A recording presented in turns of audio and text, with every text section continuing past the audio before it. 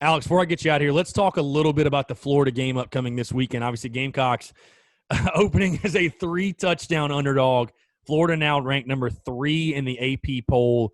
Again, they struggled defensively week 1 against LSU, but we saw what they did offensively. Kyle Trask, those 6 touchdowns.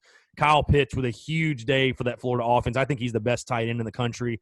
I think one of the big things to watch for South Carolina fans this week is Israel McQuamu's health, the status of him. He is day-to-day right now with a groin injury, and Muschamp says he doesn't feel it's that serious, but we all know how Muschamp is with injury reports. Who the hell knows? He might be out 3 weeks. So I want to ask you, even if McQuamu goes, though, I just want to ask you, really quickly, your overall outlook on the game this weekend. I mean, listen, I don't think anyone with any sanity is going to be picking South Carolina to beat Florida, but what are things – I'll ask you this, and I posed this question on social media, and I know you would agree with this, that the biggest improvement – you'll hear coaches say the biggest improvement for a football team comes from week 1 to week 2. That is like where you see the biggest jump for a football team. Where is the area that you want to see the most improvement on from that Tennessee game to the Florida game this weekend? Flexibility and offensive play calling. I'll just say this now. Florida's going to score.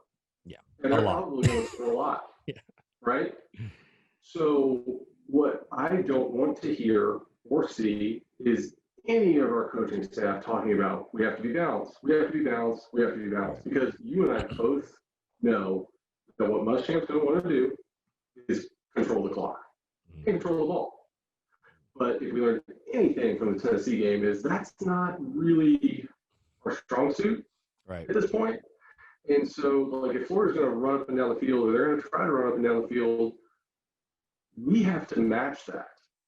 We can't make 8-minute drives and kick field goals. Mm-hmm. We've got to score. So, hey, what Coach Spurrier used to say? Kicking's for losers. Hate kicking field goals. Field goals are for basketball. Looking at it in that perspective, it is my sincerest wish that we walk into this without any shred or thought in our head, we've got to stay balanced.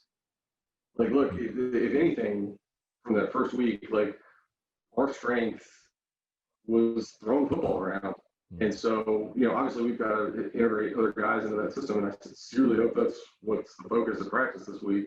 But in that same vein, we've got to be able to match them going up and down the field. And what I don't want to see is us get in there and try to be conservative and just play keep away from Florida, because I don't think we can do that. So if we're trying to give ourselves the best chance to win, the best chance to win is to be as aggressive as possible on offense and not walk in there and be like, we're going to go 35-35. That's what I want to see in the fourth quarter. So that is my sincerest wish for this weekend. For sure. Well, Alex, it should be fun. Should be a blast. We'll see if South Carolina can pull the big upset. I was talking to somebody else the last time South Carolina went on the road and played the number 3 team in the country. Well, it was in Athens, Georgia last year, and played them at noon as well.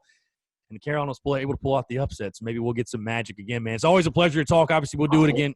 Yeah, it's not impossible. It's improbable, but it's not impossible. So we'll see if it happens. We can certainly cover.